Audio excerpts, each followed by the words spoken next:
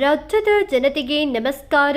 ಇಂದು ರಾಜ್ಯ ಸರ್ಕಾರವು ರಾಜ್ಯದ ಎಲ್ಲ ರೈತ ಬಾಂಧವರ ಖಾತೆಗೆ ಬೆಳೆ ಹಾನಿ ಪರಿಹಾರವನ್ನು ಜಮೆ ಮಾಡುತ್ತಿದ್ದು, ಎಲ್ಲ ರೈತರ ಖಾತೆಗೆ ಪ್ರತಿ ಹೆಕ್ಟರ್ಗೆ 8,500 ರೂಪಾಯಿಯಿಂದ ಹಿಡಿದು 36,000 ರೂಪಾಯಿವರೆಗೂ ಕೂಡ ಪರಿಹಾರವನ್ನು ಜಮೆ ಮಾಡಲಾಗುತ್ತಿದೆ ಎಂದು ಮುಖ್ಯಮಂತ್ರಿ ಸಿದ್ದರಾಮಯ್ಯನವರು ಸಭೆಯಲ್ಲಿ ಮಾಹಿತಿಯನ್ನ ನೀಡಿದ್ದಾರೆ.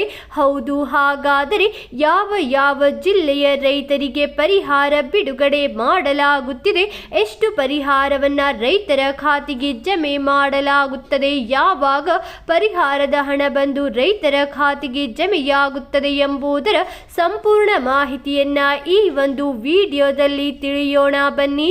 ಅದಕ್ಕೂ ಮುಂಚೆ ಈ ಒಂದು ವಿಡಿಯೋವನ್ನ ಲೈಕ್, ಶೇರ್, ಸಬ್ಸ್ಕ್ರೈಬ್ ಮಾಡುವುದನ್ನ ಮರೆಯಬೇಡಿ.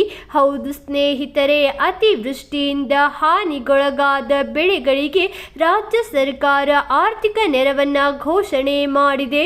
ಹೌದು, ಮುಖ್ಯಮಂತ್ರಿ ನೇತೃತ್ವದ ಸರ್ಕಾರವು ಅತಿವೃಷ್ಟಿ ಮತ್ತು ಬೆಳೆ ಹಾನಿಗೊಳಗಾದ ರೈತರಿಗೆ ಪರಿಹಾರವನ್ನ ನೀಡಲು ನಿರ್ಧಾರ ಮಾಡಿದೆ.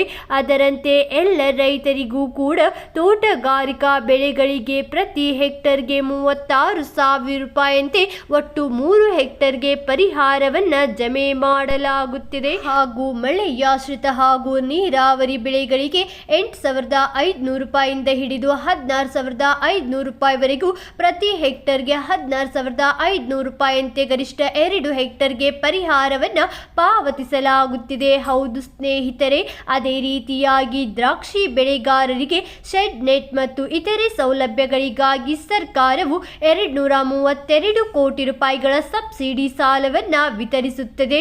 ಈಗಾಗಲೇ ರಾಜ್ಯ ಸರ್ಕಾರವು ಒಟ್ಟು 2,112 ಕೋಟಿ ರೂಪಾಯಿಯನ್ನ ರೈತರಿಗಾಗಿ ಮೀಸಲಿಟ್ಟಿದ್ದು, ಇದರಲ್ಲಿ ಈಗಾಗಲೇ 1,217 ಕೋಟಿ ರೂಪಾಯಿಗಳನ್ನ ರೈತರ ಖಾತೆಗೆ ಜಮೆ ಮಾಡಲಾಗಿದೆ ಎಂದು ಮುಖ್ಯಮಂತ್ರಿ ಹಾಗೂ ಕೃಷಿ ಸಚಿವ ಚಲುವರಾಯಸ್ವಾಮಿಯವರು ಮಾಹಿತಿಯನ್ನ ಹಂಚಿಕೊಂಡಿದ್ದಾರೆ.